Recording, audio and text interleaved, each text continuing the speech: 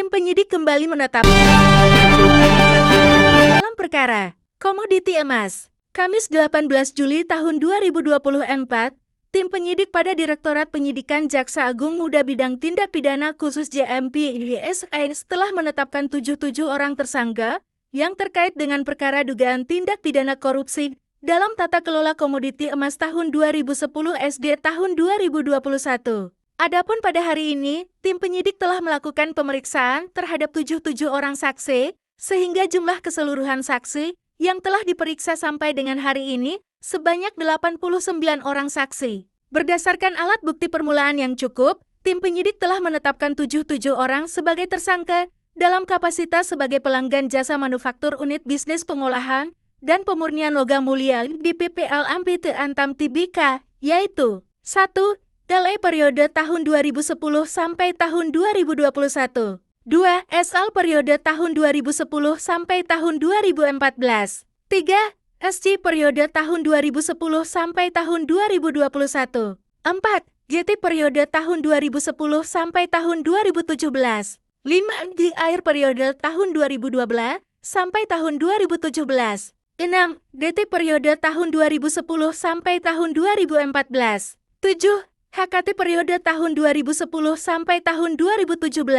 Setelah dilakukan pemeriksaan kesehatan dan dinyatakan sehat, tim penyidik melakukan penahanan untuk 20 hari ke depan terhadap tersangka SL dan tersangka JAL selama 20 hari ke depan di Rumah Tahanan Negara Salemba Cabang Kejaksaan Agung. Sedangkan terhadap tersangka LE, SJ, JT, dan tersangka HKT dilakukan penahanan kota dengan alasan sakit sebagaimana hasil pemeriksaan dokter. Adapun kasus posisi dalam perkara ini yaitu dalam kurun waktu tahun 2010 SD tahun 2021 tersangka LE, SL, SJ, JT, HKT, JAL.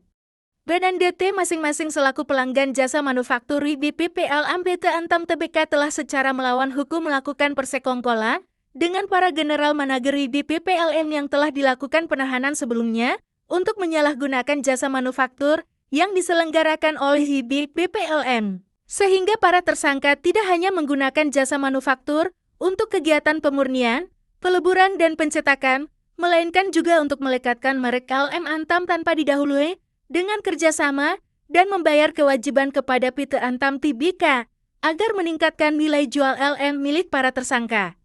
Di mana para tersangka mengetahui dan menyadari bahwa hal tersebut bertentangan dengan ketentuan yang berlaku, karena LM Antam merupakan merek dagang milik PT Antam yang memiliki nilai ekonomis. Bahwa estimasi total logam mulia emas yang telah dipasok oleh para tersangka untuk selanjutnya diproduksi menjadi logam mulia dengan merek LM Antam secara ilegal dalam kurun waktu tersebut sejumlah 109 ton emas.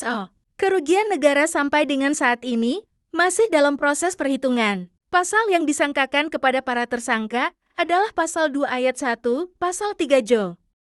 Pasal 18 Undang-Undang RI Nomor 31 Tahun 1999 sebagaimana diubah dan ditambah dengan Undang-Undang Nomor 20 Tahun 2001 tentang perubahan atas Undang-Undang RI Nomor 31 Tahun 1999 tentang pemberantasan tindak pidana korupsi Jo. Pasal 55 Ayat 1 ke 1 KUHP K 331. Pagar Patroli Sergap News. Akabari. Jakarta, 18 Juli tahun 2024. Kepala